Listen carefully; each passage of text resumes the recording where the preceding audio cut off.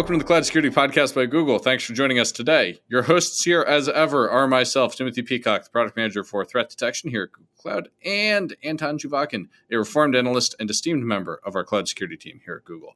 You can find and subscribe to this podcast wherever you get your podcasts, as well as at our website, cloud.withgoogle.com/cloud-security/podcast. If you enjoy our content and want it delivered to you piping hot every Monday afternoon Pacific time, please hit that subscribe button. You can follow the show and argue with your hosts on Twitter as well, twitter.com/cloudsecpodcast. Anton, this is our RSA episode, and I guess after over a year of podcasting now, we were able to project plan ahead well enough to release our RSA episode the week of RSA. That feels like a podcasting win. Last year, we were way off. Yes, for sure. I think we released our RSA episode in like November or something. That was not good. So this one, listeners, this is a fun episode because we're releasing it the Monday, the week of RSA, and we're interviewing a guest who goes on to speak at RSA later this week, assuming everything goes to plan and nothing crazy happens in the universe. And the topic I found fascinating. This is our second, third, fourth. We've talked about AI a few times now on the show, but this time it's kind of a technical conversation. What do we get into today? What's the topic area other than just AI and RSA? I would say, and I'm going to jump a little bit ahead of the discussion, but there was one particular bit that was like quite mind-blowing in the discussion. And I'm going to try not to give too much of a context, but our guest described the measure that increased security and coincidentally increased resilience. Because a few weeks ago, I've heard of many examples and people say, well, if you encrypt this, then something becomes more fragile from operational point of view. And people are, at least in our industry, are used to seeing two things. Either they see security improves, resiliency decreases, or they see resiliency improves, security coincidentally improves. But I've never seen an example where security improves intentionally and then resilience improves coincidentally. Of course, we are talking AI models, so it's probably based on alien science anyway, but this, to me, was the most interesting bit.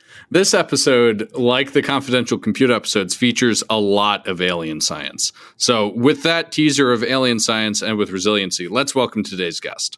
Today, we're joined by Nicholas Carlini, a research scientist here at Google. When I hear research scientist at Google, that's pretty cool because there aren't a lot of those, it turns out. And what we're talking about today is securing AI systems. So, Nicholas, what's a threat model for a large-scale AI system? How do we think about the needs? What are the attacks? What's going on there? Great to be here. I think the main question of a threat model in AI is trying to come up with, just like any other threat model in security, what is the likely kind of attacks that are going to be possible, and what do we have to be worried about? And usually this is relatively similar to any other security threat model, but you have to now be worried about new kinds of threats that might not have been possible in normal security settings. So what's a new kind of threat that wasn't possible before? One of the big kinds of threats you might have to be worried about is in machine learning, you usually have to train on data sets that might not be entirely under your control. And what this means is that an adversary might be able to modify the data that goes into your algorithm so that your algorithm is now going to produce some incorrect errors. This is called a poisoning attack because of the data that some malicious party fed the system. Usually when we write like normal code, like, some person sits down in front of a computer and writes the algorithm down from top to bottom, and we assume this person knows what they're doing. But in the case of poisoning, some person writes down the training algorithm, but then it takes in a lot of other data from who knows where. And we have to hopefully rely on the fact that this data was good and is not going to try and make the system behave incorrectly. But presumably there's a lot of unintentional mistakes and just sort of non-intentional badness that also comes from bad training data, right? So how do you tell AI that learned something bad, we want it not to learn, like bias, versus actual attack where somebody is like purposefully trying to have it learn something bad? Am I making sense or am I rambling? No, this makes a lot of sense. There is a big difference between average case and worst case robustness or security. So you can think of this being, we have this in normal security as well, right? Like let's suppose I write some function that behaves well in all situations except when the length of one input is exactly 3 bytes longer than the length of some other input. Like the probability that this happens due to random chance might be very, very low. We might say there's no bug here in most settings, but from a security perspective, this is terrible because someone can arrange for this to happen every single time. and can then cause it to exploit the system.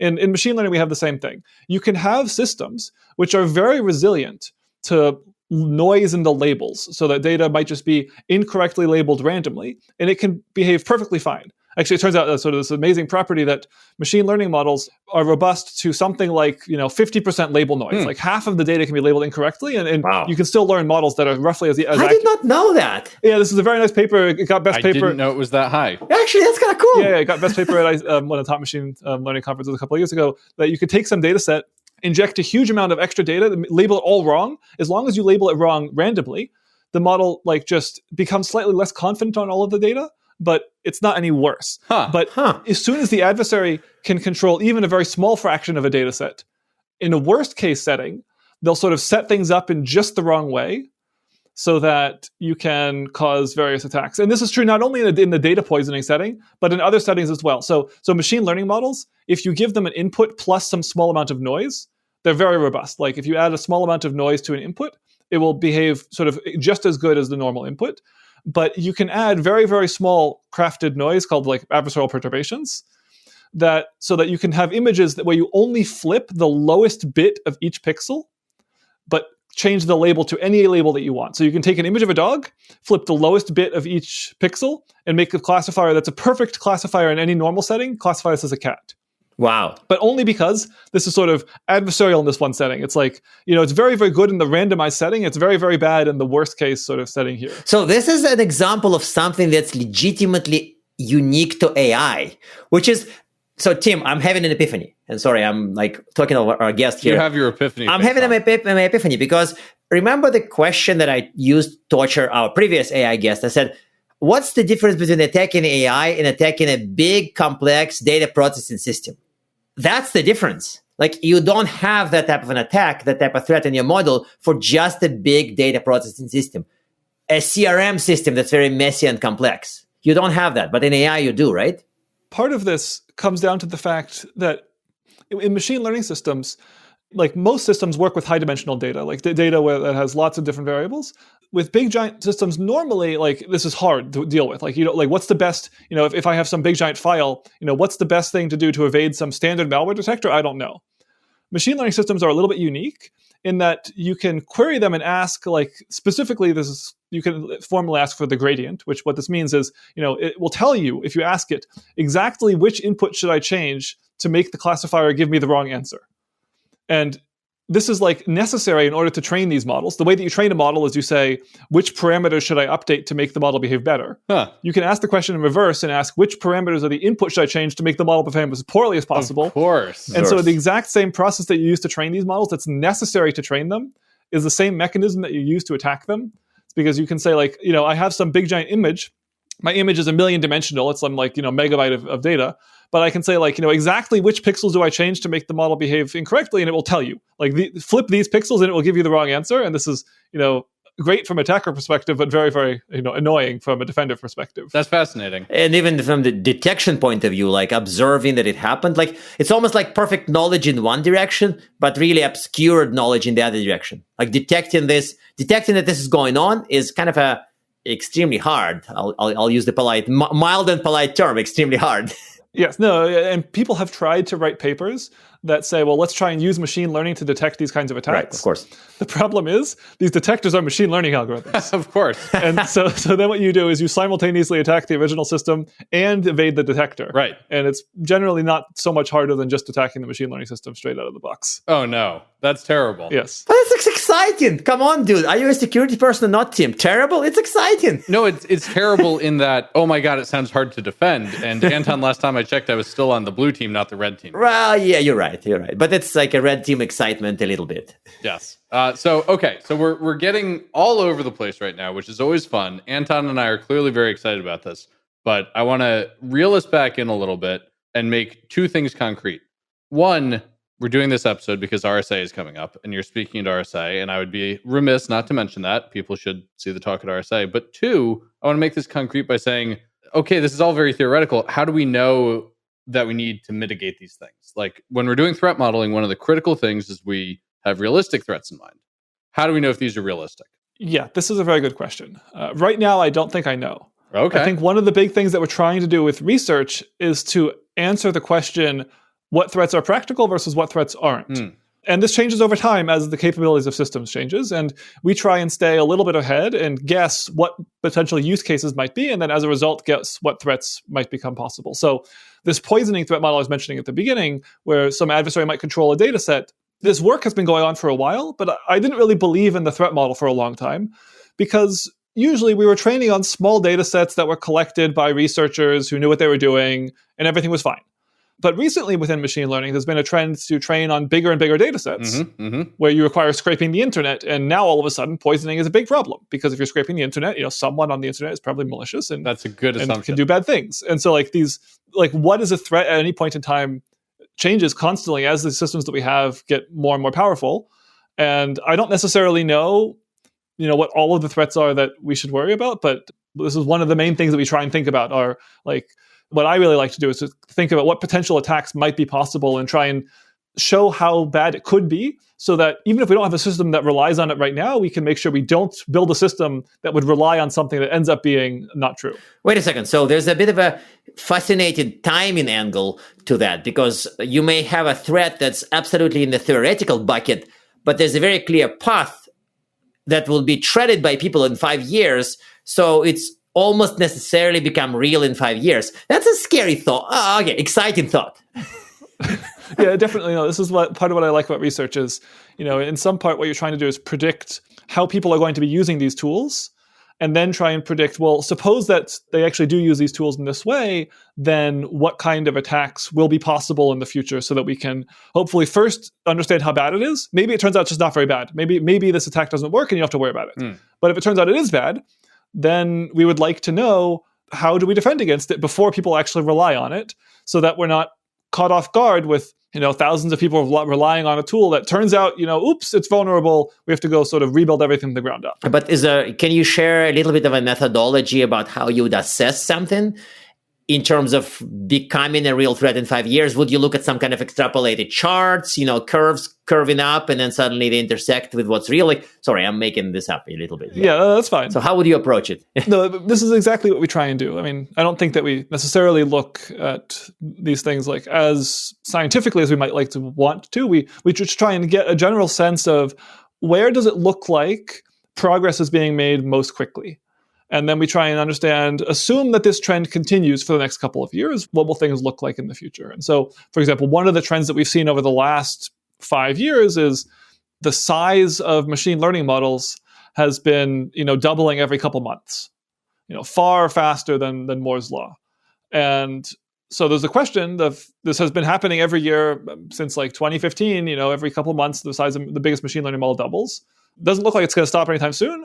This sort of begs the obvious question, well, what are the security implications of this? And we try and spend some time thinking about that.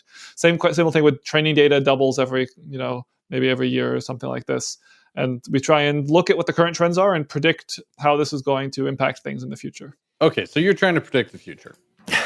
Yes. Yeah, I've heard that's hard. Yes, it's very hard. Yeah, sometimes you get it wrong. Yeah, you think here's something that will be really, really important and impactful, and it turns out no one uses the system. And then the security of something no one uses doesn't really matter because no one uses it. That's fair. So rather than predict the future, let's talk about the present or the past. What are we actually seeing out there? What are the real threat-derived lessons for securing AI? Because I hear threat-informed defense is popular these days. Yeah, no, this is a good question. And I spend most of my time really on the research side of things. So I don't think I'm the best person to be able to say what's actually going on right now. I can tell you from the papers that have been written that most people are worried about maybe 2 or 3 kinds of threats. One of them is this poisoning one we spent a couple minutes on. One of them is this evasion one we spent a couple minutes on, where you can modify inputs to make the models be misclassified. And then the final one that people are worried about are various kinds of what's called extraction attacks, where you can imagine I spend, as a company, lots of money training a big giant model, and then someone else goes and they interact with my model, and they use this so that they can get a copy of my model that's as good as my copy, and now they can go use this without having to pay me for my model. And without spending all the money on electricity, or training, data transfers, cloud costs. Yes. So I'm assuming that with some of the models, you're talking about nice 7-8 digits amount of money to train them. But if I can steal your model by interacting with it, that'd be kind of cool, right? Yeah, exactly. So it's like IP theft AI style. Yes. Yeah. So this is one kind of stealing. And the other kind of stealing you have to be worried about is, let's suppose that I train a model on some sensitive data set. Mm-hmm. Then you could imagine worrying about the training data privacy. But these are the kinds of threats that we end up trying to think about from this perspective. But that's not the training data privacy to me is kind of nothing to do with AI there. Like, it's just a sensitive data set. We sort of know, and I'm doing a cringe on my face, we sort of know how to secure a data set like that. Like, there's no real magic to this one. There's a lot of research here. I mean, maybe we don't want to spend too much time on this, but right, there are things that you can be worried about here. Makes sense. So as far as given these threats, it's kind of relatively clear to look at the threat-derived lessons. Like, of course, it's the privacy of training data. You limit access to whatever. But the whole model extraction thing, like, I have no idea how to even approach defending against it. This is like, do you make the model lie to some people so they don't know what it thinks? I don't know. Sorry, I'm getting carried away here. No, you're completely right. This is a very hard question. I don't think that in the research space we know what the answer is here either. The sort of thing that you just threw out actually is a real suggestion some people have made, where occasionally what you can do is, if it, like, normal people, you can sort of detect the kinds of things that they ask models. But sometimes if someone is asking for the same question but phrased like very, very, very slightly differently, hoping to like probe the model to be able to learn exactly its decision boundaries, the model might be able to detect and say, this is not the kind of thing a normal person would be asking of me. I'm just going to start giving you random outputs to hope that I'm not going to disclose like the little things that I've learned. And you have to be careful that you don't actually start lying to people about things that matter. I mean, it would be very bad if you had some, cancer detection model that thought it was under attack and started giving incorrect diagnoses because it thought it was under attack when actually it wasn't. But, this is one of the big challenges for many of these systems, is how do you defend against this? And we don't have good answers right now. But this to me is a fascinating career path for somebody who is maybe in undergrad or in grad school, because we may well be dealing with this for the foreseeable future. I don't know, decades possibly, right? So if you're planning your career, maybe becoming an AI security scientist is a good occupation. Yeah, it's right. It's entirely possible that it could well, be. It's obvious for you, Nicholas. You are there. Yeah. But No, I mean, right. I think there's a couple different directions you could go with this. Like, I think it's entirely possible that in 5-10 years, we'll see people who are sort of the pen tester kind of directly testing machine learning models for their security. But it's also possible that in 5-10 years, it turns out that this current type of machine learning that we're doing is not what everyone's doing. I mean, deep learning as a field, like, only really took off 10 years ago. Like, who am I to say that in 10 years, we're not going to have some new, different kind of model that behaves wildly better than what we currently have, and people who spent a couple of years learning about this specifically might be caught behind the times. It's very hard to tell for this what's going to look like in a couple of years. Again, back to predicting the future, which I thought was kind of the whole point of AI, was to offer predictions. Yes. Yeah, but we're not sci-fi. Well, yeah, sci-fi, but also reality kind of. These are the episodes where they sort of touch a little bit. So here's the other angle that I wanted to explore, and I think you mentioned that you'd be talking about it at RSA as well. So I feel like there's more research on how to make AI reliable, unbiased, correct, ethical, like that bucket of issues. But there's also a bucket of issues of making AI secure, which means resistant to attacks. Are these similar, connected? Is there like a big 3D Venn diagram to think about? How do we think about the approaches for secure versus reliable AI? I'd love to hear from you about this. Yeah, so they're definitely related. So there's this very nice quote, I think it was maybe Russ Anderson or someone, where suppose that you had a system that was robust against the worst case attacks. And so, for example, I have some self-driving car that even if, there was an adversary present who could flip bits in the camera and just do arbitrarily bad things, suppose this system would not crash. Then probably also it's not going to crash if there happened to be glare in the wrong way coming off of some reflection that causes the system to crash because of this. Now, so it's in some sense like the worst case secure setting is just the worst case in the randomized setting. The problem is that when people talk about randomized security, what they're often worried about is sort of the tails, but not that far into the tails. They're not worried about these, once in 100 million years events. They're worried about things that happen daily or these kinds of things. So the techniques that you use to make things robust on a daily basis might be very different than the ones that you use to make them robust in the once in 100 million years randomized settings. And there's some relationship, especially in the case of machine learning. It turns out that some of the best techniques that we have to increase the security of machine learning models do this by increasing their general out-of-distribution robustness, and then using... Wait a second, not the other way, but the security techniques boost reliability, but reliability techniques may not boost security. So currently, one of the best techniques we have for preventing evasion makes models more robust to random noise, and then uses some clever mathematical arguments to be able to introduce a technique that can provably increase the robustness to worst-case noise. Wow. So the way it works is suppose I had a system which was robust to random noise, and you give me an input. What I'm going to do is I'm going to add a new random noise on top of the input, whatever you gave me, and then classify that. And because my system is robust to random noise, whatever sort of perturbation you added to your input, I'm just going to mask it away with the random noise that I'm adding on top of it and make the thing work in this way. As long as it's robust to random noise, now I can sort of make it robust to worst case noise. Of course, there's lots of details here that I'm glossing over. You have to do this sort of several thousand times, and you have to do it sort of ensemble the correct kind of way. If you don't do anything, if you miss any details, then the system completely breaks. This is obviously one of the of course. One of the recent nice things that people have been doing. I love it when research scientists start a sentence with, well, suppose. That's always going to be good when we start there. So I run an AI system in production today as part of one of my security products. Are you more afraid for it now? Are you more afraid for it now, right? We're getting there. So I run a system in production at scale that classifies bash scripts into benign and malicious. And it works pretty well, actually. We do a really good job of turning up attacks, and frequently we will see attacks on popular software about a week before the CVE comes out, which is pretty cool. However, I had a conversation with one of my customer engineers this morning where he was playing with my system and he ran some stuff and he says, how come it didn't detect this? And he kind of had that look on his face. And listeners, it wasn't a happy look, right? And so I've got this explainability problem with my system of, well, that thing you're doing, that probably wasn't in our training set and it's not that scary anyway. But that's hard. So is this like a general problem in AI systems? Is it hard because they're hard to explain? Like, what's the current state of thinking on transparency in AI and how that relates? Yeah, this is very difficult. It's one of the many big problems that people are working on is trying to be able to develop techniques to explain machine learning models and then to understand what they're doing. And in big part, one of the reasons why it's so hard to secure these systems is because we don't even know what they're doing in the first place. Like often the first step to developing a secure solution is to be able to understand exactly what the system is doing. And then once you know everything that it's doing, you can then develop a solution that fixes things. But you fall and break your leg at the first step here, right? Yeah, exactly, yes. And this is why security is hard, is because we don't know exactly what these systems are doing. And even as, the more advanced we're getting in these machine learning systems, the less and less we understand what they're doing. Sort of the canonical machine learning model, you train on some labeled training data set that, to solve the task you want. Like, is this malicious or is this not? What people are doing now is not even training on labeled data. They're sort of feeding just arbitrary sort of data into models and letting it label the data itself and then training on its own self-generated labels.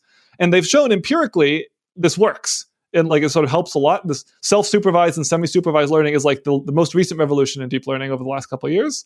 But now you're asking me to trust a system that not only do I not understand in the normal setting, I'm asking it to teach itself, which empirically it kind of works, but it's a little scary. We don't even understand fully all the details here. So yeah, this is a big problem, the barrier to security. But there's good news in that because it does not favor defenders, but I don't think it favors attackers either. Not yet. I think that that lack of transparency kind of favors nobody. Hold on.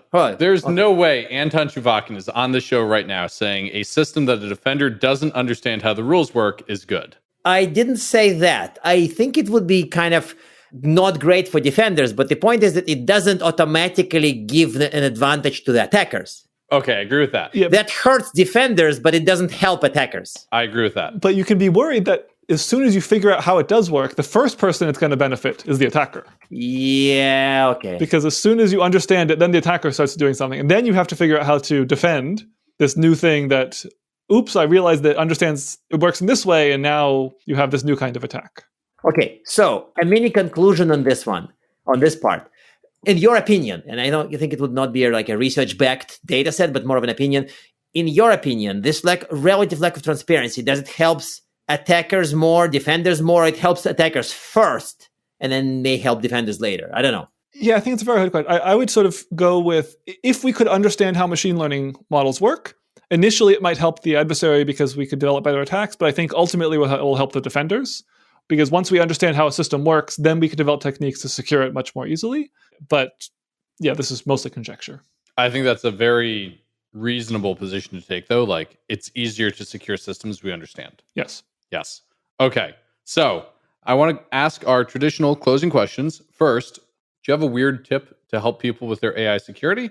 And then 2, do you have recommended reading? And 3, listeners, I will remind listeners that Nicholas is speaking at RSA, and you should absolutely check out his talk. You can't mention your talk as further reading, by the way. That doesn't count. Not going to do that. So, reading, I really don't know here. You can go with a long list of research papers. Research papers are fine. I would cautiously recommend reading some of the most recent academic research. Some of this is inscrutable, but there are occasionally papers that are written that actually make sense. And this field is moving so fast that there are a couple of books on adversarial machine learning, but oftentimes by the time the publication even happens, the field has moved on, several sort of cycles, and so it's too late. And so if you can find papers that are interesting to read, I think I would encourage people just to do this, if only to understand at a very high level what problems they're trying to solve. Because this might be, you might not understand exactly the details of how the techniques work, but understanding what problems are being considered is, I think, useful and valuable. Your second question was any weird tips for securing systems? Here, no, I don't have anything. I guess my only tip would be don't do it. If you really need it to be secure, maybe not machine learning right now. But yeah, I don't think I have any great solutions here. Is it a little bit in the bucket of if you want a good encryption, don't write your own? Are you inclining if you want good AI security, don't write your own AI? Or yeah, but at least for encryption, I can turn to one of my cryptographer friends and say, like, what do I do here? For securing machine learning, I don't have anyone I can turn to give me the secure machine learning thing. Oh, that's a good point. Yeah, that's a sad but correct point. Yeah, so maybe in 10 years we'll be in this world where there exist people who know how to train secure machine learning, and we'll tell people most people don't train it and go ask an expert. But even today, I don't necessarily know that that's the case. Well, on that cheery note, Nicholas, thank you so much for joining us today. Listeners, I hope you found this as enthralling as we did. I certainly enjoyed this conversation. Thank you for having me. And now we are at time. Thank you very much for listening and, of course, for subscribing. You can find this podcast at Google Podcasts, Apple Podcasts, Spotify, or wherever else you get your podcasts. Also, you can find us at our website, cloud.withgoogle.com/cloudsecurity/podcast. Please subscribe so that you don't miss episodes. You can follow us on Twitter, twitter.com/cloudsecpodcast. Your hosts are also on Twitter at Anton_Chuvakin and _Team Pico. Tweet at us, email us, argue with us, and if you like or hate what we hear, we can invite you to the next episode. See you on the next Cloud Security Podcast episode.